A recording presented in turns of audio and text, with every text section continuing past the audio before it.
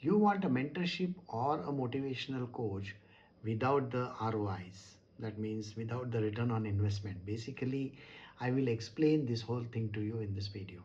Yesterday, I had a call with one of my proteges and he was asking me some questions. He's working for the top four. In that, he asked me a particular question. He said, I need to increase my salary or I need to have more money so that I can do something better with my life. I told him the kind of job that you're doing, you're going to get a very tiny increase in your salary and not more than that. And this increase in the salary is going to be very minimalistic. You are not going to become a millionaire or a billionaire.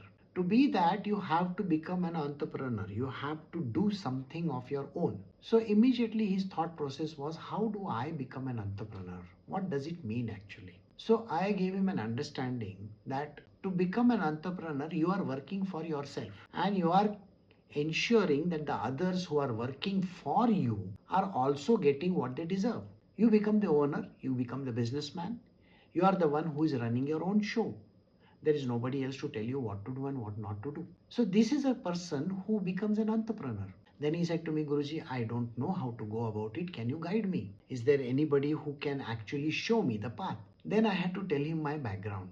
Now it's very peculiar that I have to also reveal what I have been doing in my past. Now I will tell you that I have been a spiritual master and a mentor for the last 24 years. But before that, I had a life of my own, which was where I taught a lot of stuff. I worked in organizations, I worked in MNCs, I ran my own ad agency, and on the sidelines, I was teaching marketing for entrepreneurship development program for the government of Maharashtra also.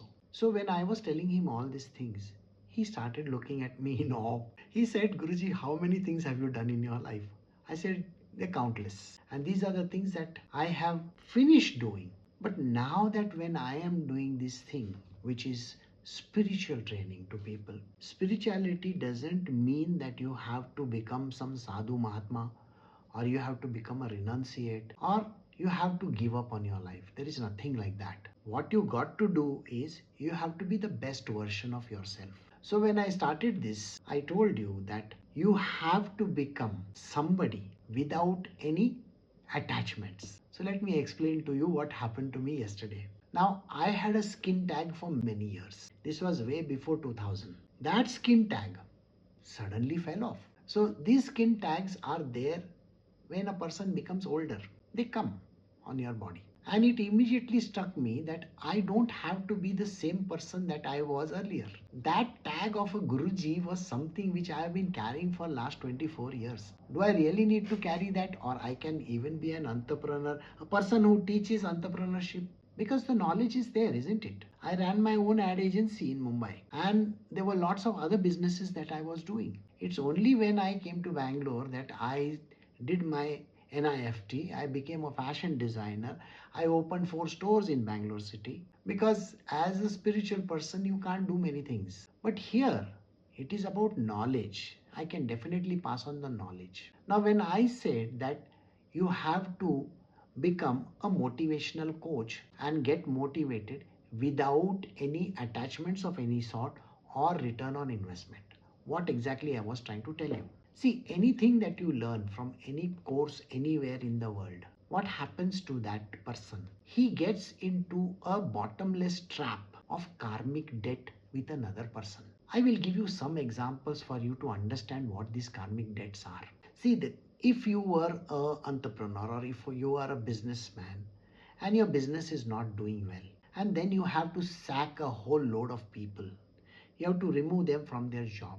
Do you know how difficult it is for that individual to go through it? He is thinking about, he has a wife, he has a family, he has children, he has got a house, he has to pay his EMIs, he has to pay his rentals, whatever the case might be. And it becomes a very sinful activity for doing that thing. So I have people who came to me and asked me, what am I supposed to do, Guruji, in such kind of cases? Now, can you tell me, is there anybody in this world who can give you an answer for this? You are going to feel bad about it, isn't it? It's the same case with emotional problems. Now there is a person, a man and a woman, and they are having a bad marriage and they are undergoing a divorce case. Now, in this divorce case, there is so much of bad blood. You're constantly thinking of the other person and feeling that, that person has cheated me, that person has did this to me and that to you. And when that happens, you are carrying a lot of bad blood in you. You're constantly thinking of that person. And after the divorce also, you are wondering, this person took away everything. You are left with nothing. And that thought process keeps on getting you into a karmic loop. Now, here, what happens is, because I have been teaching spirituality, I have to teach you not only how to manage your organizations, become an entrepreneur, but how do you manage these things without getting into a karmic debt. All debts have to be repaid. You know that very well. So, whatever you take, now let us say you take some money from someone to run a company and your company runs in losses. You shut down that organization, and when you shut down that organization, you are not going to pay those people who have paid you upfront. Is there bad blood in that?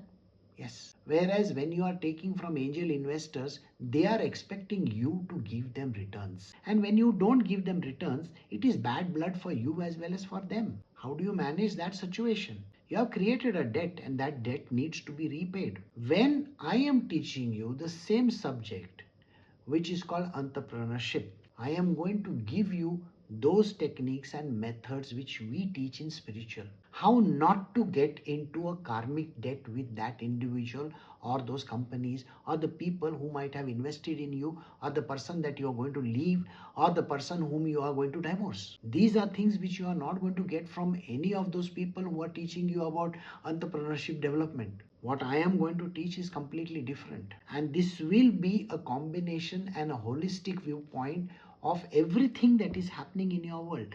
It's not only the decision in your business, but it is also the decision in your personal life, your professional life. Even when at the time of death, what exactly are you supposed to do?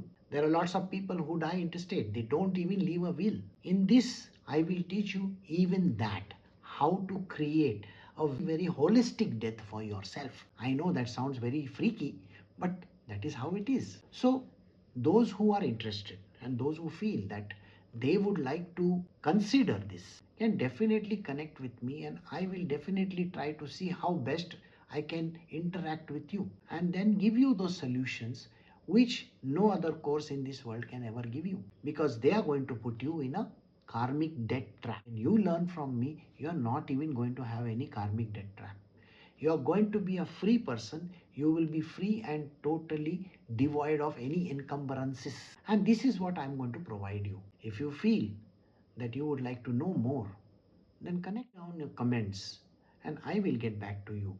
Or you can click one of my groups where you can definitely go and join that particular community. There you will learn a lot of other stuff as well. So this is all for today. I hope to see some of you commenting below and see you later. Bye.